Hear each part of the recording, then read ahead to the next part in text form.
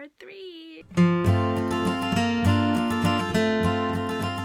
Alright guys, this is my north-facing window in my bedroom. I have a couple of Sansevieria in this corner right here, my samurai Sansevieria, and then that's sitting next to, I'm not sure, this is kind of a mystery Sansevieria. It was a division from my aunt's Sansevieria plant. I have this Cebu Blue that I am attempting to have trail over that window at some point, hopefully. It is vining really well. It seems to grow really well in a lot of different places in my home that I've tried it. This is where I kind of hope it flourishes. That's right next to my Marble Queen Pothos, which is also doing great as long as I have it in front of a brighter light source, I would say, to keep that variegation or that color on the leaves. And I have it in front of my north-facing window, and it's doing great. It's tripled in size probably since I have gotten it. And I love the variation on the leaves. No leaf is the same. The creamy white yellow variegation is maintaining, which is awesome. And I have this sad little African violet that I've been trying to resuscitate, and I've not been successful. I don't know. It's not my plant. They don't do well for me.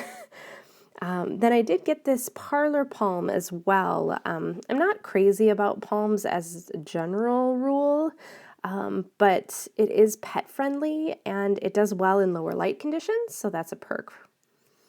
I also have this Schlumbergera, or Thanksgiving cactus. I got this from a good friend of mine a few years back, and it has grown a lot for me. It bloomed last year. It didn't bloom this year. I think last year I just kind of neglected it, and this year I tried a little bit to provide optimal conditions for it, which I guess I just need to go back to neglecting it if I want to ever see flowers on it again. And then I have this peperomia. This is another ripple peperomia, or caparata. I think it's either a raspberry ripple or a ruby ripple. Some of the leaves on the bottom aren't looking super great, but the growth up top is all new and looking healthy. So that's great. It's taken me a while to kind of figure that one out. It hasn't been doing great in my home. And then over here I have my planty reading materials on that bottom shelf. Lots of good info in there. Okay, this is a corner of my bedroom that is just to the left of my north-facing window there, and this was kind of a big experiment. I don't really have any natural light that hits this corner, so I supplemented with a luxury grow light. I do have an aspect light from Soltech Solutions in this corner, and it was an experiment to see how some of these more easygoing Hoya would do. And they're doing great, honestly. I have new growth on this Hoya pubicalix pink silver, which is fantastic. It's brand new. Didn't have it on this plant when I received it, and now I have new growth, and it's only been under that light. I also have these two cool little fellas. These are my Cape Sundew plants. I got them also as kind of an experiment to see if I could combat some of my fungus gnat issues that I had this fall and summer. And they've been doing really well. They've been just eating the bugs. Those brown kind of leaves on the bottom, that's part of the sundew's normal process and cycle. So the bottom leaves eventually kind of dry up and die off, and then the new growth comes out of the center. But those are really cool. I dig the carnivorous plants. I'd like to explore that a little bit more. And then I have this, my Hoya retusa, which is the very first Hoya that I own that has bloomed. This is my first Hoya bloom right here. Super proud plant mom. Yeah, that's awesome. I love this guy because it doesn't look like Hoya to me. It's just this strange little alien plant that has these crazy offshoots off of these vines that just spread these strange, long, skinny leaves everywhere. It's just a fun, interesting looking Hoya. And I was terrified that I killed it like a couple of days after I got it because a lot of the leaves around the base yellowed right away. And then I gave it some time, realized it was part of the acclimation process in my home, and it's doing great ever since. Haven't lost any more. And then it flowered. Yeah, that's me hating on my little homemade signs. I gotta figure that out because I'd love to have labels on them, but I want them to look nice too. So this is my Hoya Waiatii, my non-variegated version. And that's the new leaf up top there. This one's been a slow grower.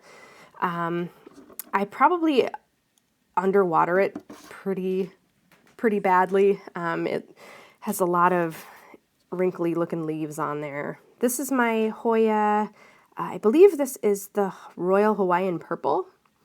I have a few versions or a few species of, or varieties of Hoya pubicalyx, but yep, that's the Royal Hawaiian Purple. And that one's got a few new growth points on it too. Pubicalyx, as a rule, has been a pretty solid grower for me. All of the varieties that I have new growth, which I'm not going to complain. I really do enjoy that, that species of Hoya. So I am rearranging here to show you the big boy. This is my primary Hoya pubicalyx. It is awesome. This thing has not stopped growing since I got it. I think I got this one from Pistol's Nursery. I believe they're out in Oregon. Yeah, this is one of the first Hoyas I ever got. It is a steady grower. I think all of these vines have active growth points on them, which is kind of ridiculous. It's just a big plant, and it's been in a couple of locations in my home. It seems to be happiest here under this grow light. That is where it has produced the most. And it's produced the most this winter. So I think it really just likes the conditions in this corner. It's a warm little corner. I have this grow light set to 12 hours a day, which it really does seem to benefit from because of all of these growth points on it. And it's just super healthy. It's doing great. It's doing really, really well.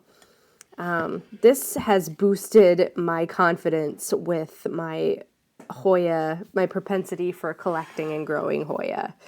I really love this plant. And moving over to the other big boy in my Hoya collection, this is my Hoya Crinkle 8. It is also doing really well, several new growth points on it. This one I think I also did get from Pistols, which I recommend looking into them. They have some pretty solid options for some easy growing plants. And Crinkle 8 is really cool, those leaves that have the 8 dimples in them. It vines. I probably will eventually hang this one. I would like to see it kind of trail and do its thing. But yeah, all those new growth points on there. Super healthy. These two I tend to really, I do tend to underwater them just because of the size of the pots they're in. I don't want to overwater them because they are just so lush and beautiful. Don't want to screw it up. So this is my little northwest corner. Okay guys, this is my west-facing window in my bedroom. It's kind of the last area of my house I have houseplants. And there is a special guest appearance by the hound dog. And do any of you guys remember Kids in the Hall? I hope some of you are old enough to understand that reference. That's a very good girl right there. And let's just go back to the plants now.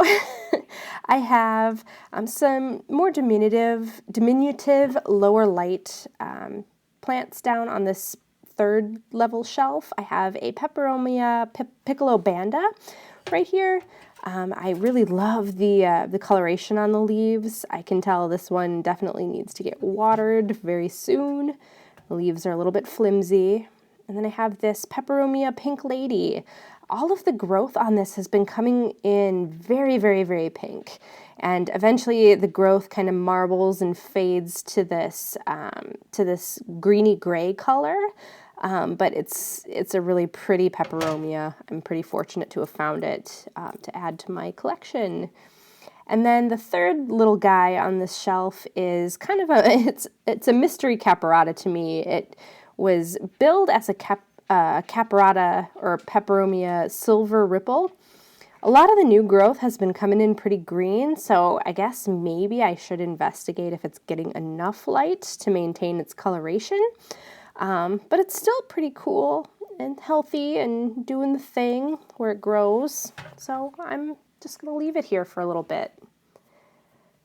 So moving over, I have this really interesting peperomia. This is, I believe, it's a peperomia rubella. It's also called an itsy bitsy, and it has a really fun growth habit where it will grow straight up and then kind of fall over and start to creep along the surface of wherever it's living. This is next to one of my bird's nest ferns. This is my smallest bird's nest fern. I think it's the Victoria variety. Then moving up here, I have one of my favorite Hoya. To be honest, I have several favorites, but this is right up at the top of the list. This is my Curtisii, and I got this one from Steve's Leaves, and I finally figured out its care needs. So I haven't seen a yellow leaf on it in a very long time. It likes a little bit more water than most of my other Hoyas, and it needs enough light and humidity to be happy. It's kind of a finicky one, but I think I finally figured it out, and I love it. Then I have this Discidia. This is a variegated string of nickels. I had a cutting rooting in water. These are the other two that successfully rooted and are producing new growth in the soil substrate that I put them in. And then back here I have my other rooted Hoya. Is this the rotundiflora? Foliiflora. I think it's the rotundiflora. I think that's how you say that. Pretty sure. That one's doing well. It hasn't grown a lot, but it's surviving and staying green and doing well. Over here, this is kind of my, I don't know what's going to happen, Hoya shelf. I have this Hoya carnosa compacta that's been doing great. This particular stem right here, you see that darker leaf. That's kind of a mystery to me, that darker green. It grew in that way. That's the newest leaf on that stem. And the stem itself, or the leaves on that stem, are a little bit more wrinkled and shriveled than the others. So I'm not quite sure what's going on there. I'm probably going to have to check the roots on that one. I'm keeping a close eye on it just to see what might be happening with it. Then I have this. This is my other my other Hoya carnosa compacta that was in a cloche in the other room on my breakfast bar for a while. I moved it in here because the last original big leaf fell off in that cloche. So I was just kind of like, I don't really know what you want. I put it here. The new leaves that have grown on it have since grown larger, and there are new growth points on it. So I'm going to leave it here for a while and see what it does. Then over here I have my variegated Discidia. I think this is the Rucifolia. This is the Million Hearts Discidia, and that one's got new growth on it too. I think it likes its position there. This one is kind of a mystery. It's the theme of this shelf. So this, I'm not even going to try and pronounce the name because I don't think I will be able to successfully, but it doesn't look like what it was billed as. When I got it, immediately I looked up the name of that particular Hoya. I call it Hoya tea, and it looked nothing like the plant that I had received. I did also do a search and found several other Hoya species that looked a lot more like this one. I'll post those on the screen here, but it's just kind of hanging out. I've had this one for a long time, and this little bud on the end of that stem is the first new thing I've seen from it. I think it's a growth point. we'll see what it turns into. And then this is my Hoya ficii.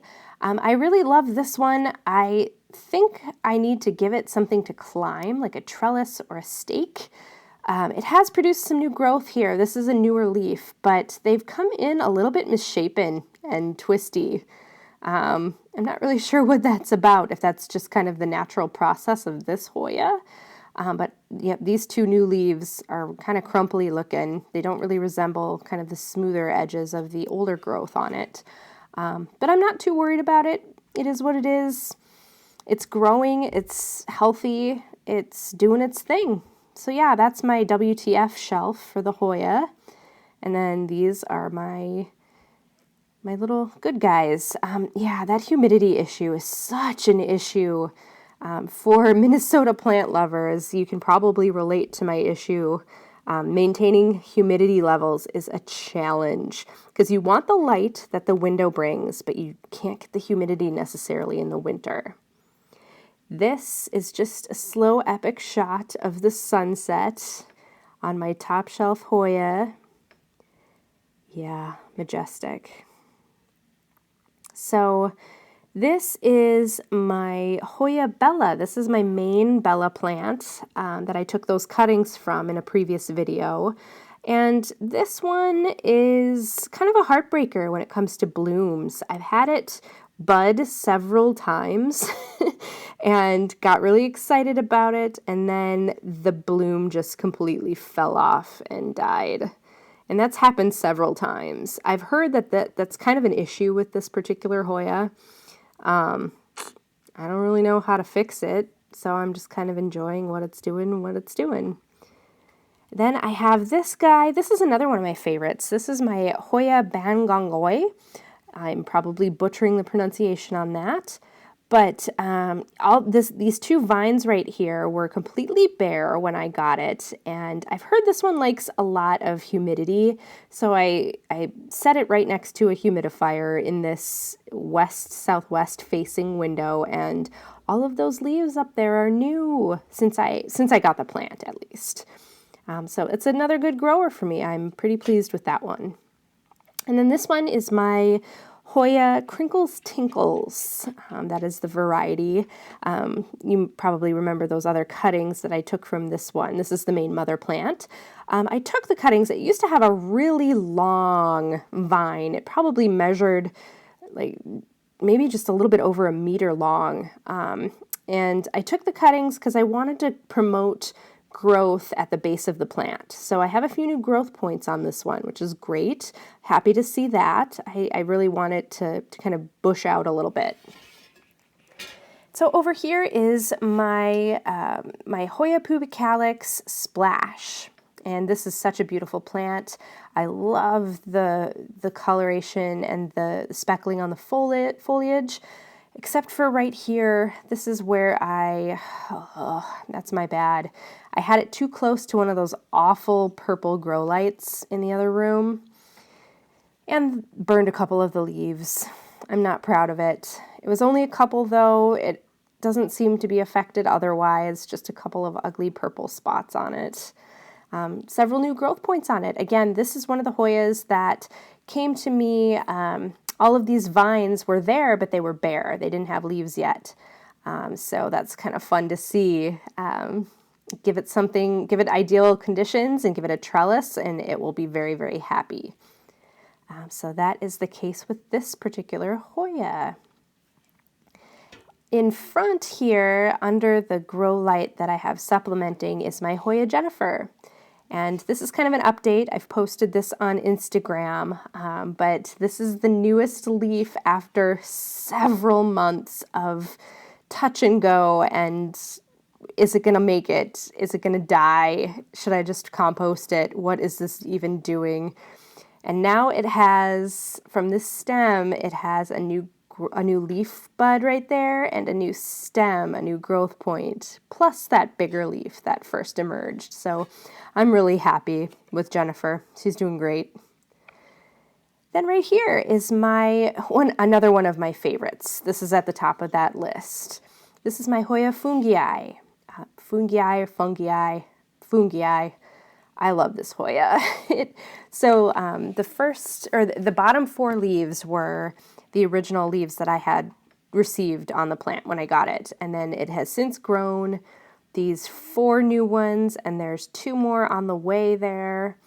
And the stem keeps getting longer. I will probably need to give this guy something to climb eventually, probably sooner rather than later. But it's such a pretty plant. The new leaves have this really cool dark veination on them. It does kind of fade once the leaves mature and get a little bit darker, but it's such a pretty plant. I love the size of the leaves, and I love its growth habit. It's one of my favorites, for sure. So this is my top shelf Hoya, and as you can see, the sun has set. Fleeting Minnesota days. It's Minnesota winter, man. That's the theme. Hey guys, I hope you enjoyed this final chapter of my houseplant tour. That is pretty much what I have at this point in my home. Few minor adjustments here and there, a couple of plant mail deliveries that came fairly recently. For next steps, I'm kind of planning on what I do for my winter setup. I know that a lot of you have kind of winter setup ideas. Depending on where you live, it very much it varies. Minnesota winters are kind of a whole other level of winter. So I'd like to kind of talk about what my experience has been with Minnesota winters and growing plants in my home and the adjustments I've had to make with that. So that's kind of where I'm thinking my next couple of videos are going to go. I'll also probably feature some of the plants that I have obtained in the last couple of months, because believe it or not, even though it's winter, this crazy girl is still ordering plants online. Thank you so much for watching. If you would like to subscribe, you can do that down there. You can like videos if you want. That's cool too. Otherwise, I'll see you for the next one, and enjoy your plants.